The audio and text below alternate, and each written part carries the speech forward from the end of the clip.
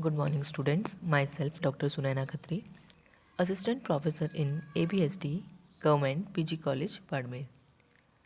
Today we will study about degree of correlation यानी सहसंबंध के परिमाण के बारे में आज हम अध्ययन करेंगे। सहसंबंध का आंशिक परिमाण सहसंबंध गुणांक यानी कोएफिशिएंट ऑफ कोरिलेशन के माध्यम से ज्ञात किया जाता है। इसके आधार पर धनात्मक एवं ऋणात्मक सहसंबंध के निम्न परिणाम हो सकते हैं। फर्स्ट है पूर्ण सहसंबंध, परफेक्ट कोरिलेशन।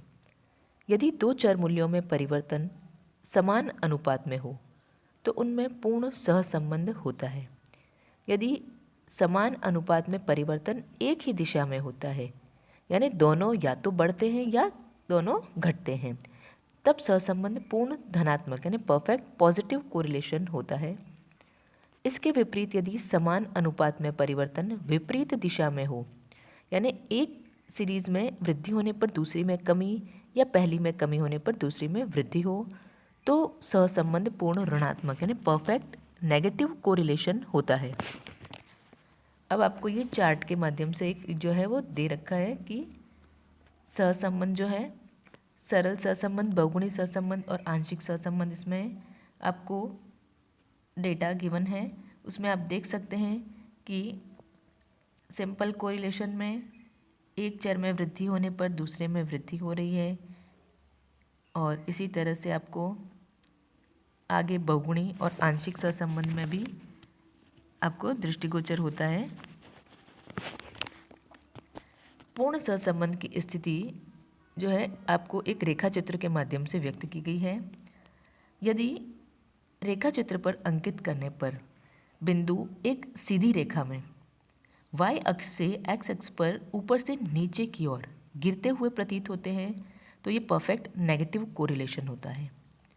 और यदि ये बिंदु ग्राफ पेपर पर अंकित करने पर एक सीधी रेखा में OX एक्सिस से OY एक्सिस की तरफ ऊपर की ओर बढ़ते हुए जो है वो प्रदर्शित होते हैं तो यह परफेक्ट पॉजिटिव कोरिलेशन होता है।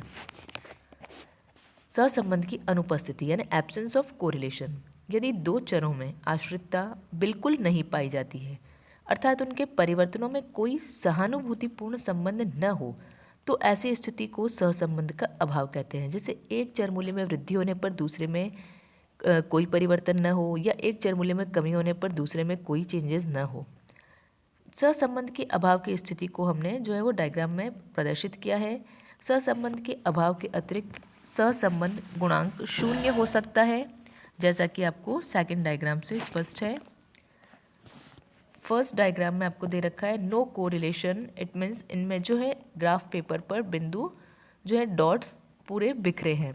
एंड सेकंड कंडीशंस जो दे रखी है उसमें जो OX एक्सिस के समानांतर यदि एक रेखा प्रदर्शित होती है तो ये एब्सेंस ऑफ कोरिलेशन की कंडीशन है। सहसंबंध का सीमित परिमाण, लिमिटेड डिग्री ऑफ कोरिलेशन।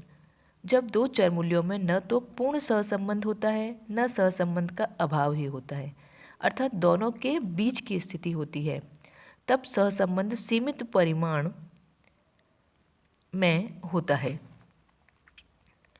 आर्थिक, व्यावसायिक तथा सामाजिक क्षेत्रों में अधिकतर सीमित परिमाण में ही सहसंबंध देखने को मिलता है। सीमित परिमाण में सहसंबंध गुणांक शून्य यानी 0 से अधिक किंतु 1 से कम, it means in between 0 to 1 होता है। यह धनात्मक या ऋणात्मक यानी पॉजिटिव और नेगेटिव हो सकता है।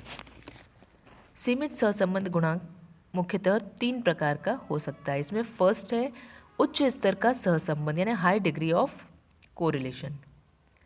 जब दो चर मूल्यों में सहसंबंध पूर्ण तो न हो परंतु काफ़ी अधिक मात्रा में हो तो वहाँ उच्च स्तर का सहसंबंध होता है। उच्च स्तरीय सहसंबंध की स्थिति में सहसंबंध गुणांक 0.75 या इससे अधिक बट लेस देन 1 होता है, 1 से कम रहता है और मेनली यह 0.9 के समीप रहता है। सहसंबंध गुणांक का चिन्ह यानी जो उसका जो मार्क होता है वो अगर पॉजिटिव यानी प्लस साइन है तो उच्च स्तर का धनात्मक सहसंबंध, तथा यदि उसका चिन्ह ऋण यानी कि नेगेटिव है तो उच्च स्तर का ऋणात्मक सहसंबंध होता है।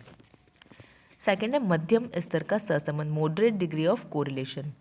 जब सहसंबंध की मात्रा न तो बहुत उच्च स्तर की हो न बहुत निम्न स्तर की हो, वहाँ मध्य स्तरीय सहसंबंध होता है। ऐसी स्थिति में सहसंबंध गुणांक 0.25 टू 0.75 के बीच में होता है। यह भी पॉजिटिव और नेगेटिव हो सकता है। It means positive moderate degree of correlation और negative moderate degree of correlation. Third, निम्न स्तर का सहसंबंध, लो डिग्री ऑफ कोरिलेशन। जब दो चर मूल्यों में सहसंबंध तो हो लेकिन बहुत कम मात्रा में हो तो वहाँ निम्न स्तर का सहसंबंध होता है। ऐसी स्थिति में सहसंबंध गुणांक 0 to 0.25 के मध्य होता है।